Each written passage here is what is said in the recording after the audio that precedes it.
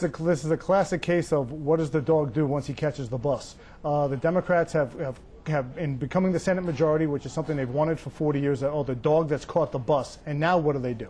Richie's right. They don't want to be out there running for re-election with unfinished business. But on the other hand, they don't want to be out there running for election with the things that are on the table that they need to balance the budget. So they're really caught between a rock and a hard place. And John Sampson's job, with no margin, with exactly the amount of Democratic members he needs to pass a bill, has the hardest job of all, which is trying to make all this work politically. I mean, if the Democrats lose the majority because of the budget, just in this upcoming election, then he'll be seen as the guy who blew it after 40 years of them trying.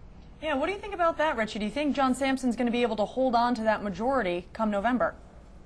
Well, I think John Sampson has the toughest job there is. I mean, as having the majority with no margin to do, I think he's done a great job of bringing people together. At the same time, it's hard to he has to get the ball across the goal line, and that's a tough job.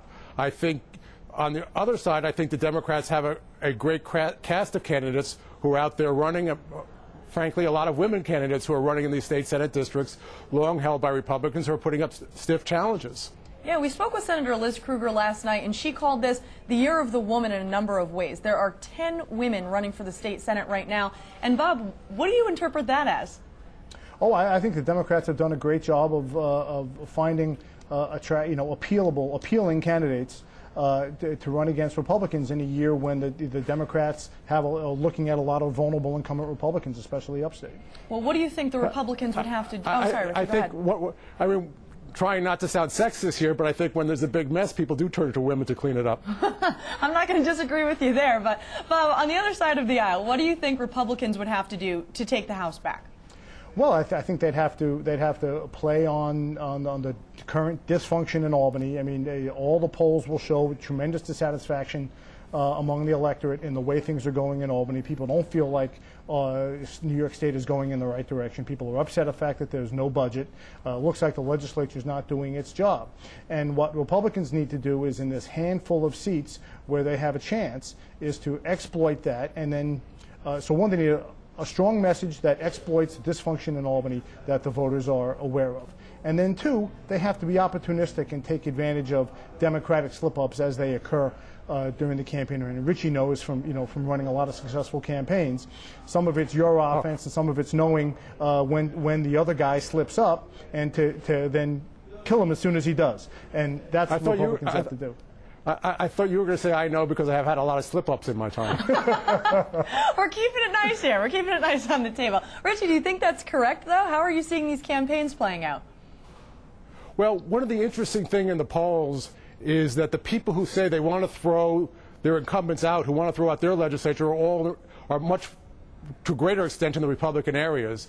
And we'll see how that plays out because the Democrats are much more content with where things are. And so potentially this anti-incumbent feeling could hurt most in the Republican districts and actually cause a decrease and lose seats among the Republicans.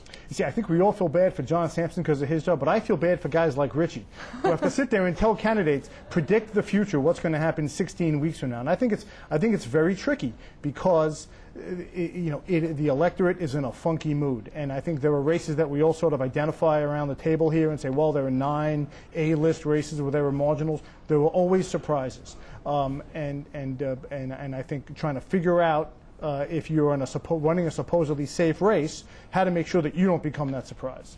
Yeah, Richie, what do you think in the next 16 weeks people have to do to make sure if you're an incumbent, you're not surprised, or if you're trying to be the insurgent there, you can surprise people? Well, I mean, I think on both sides, it's communicating to people that they are on their side and fighting for them.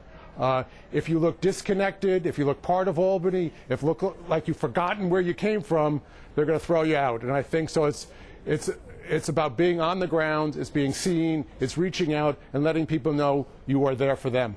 Bob, last word? Yeah, it's as Tip O'Neill said. I mean, it's local. It's showing that you're from that you're one of them and not one of somebody else, whoever that somebody else is. Great. Thank you so much to Richie Fife joining us from New York City and Bob Bellafiore here in Albany. Thanks, guys. You bet. Thanks. Thank you so much. Really appreciate it.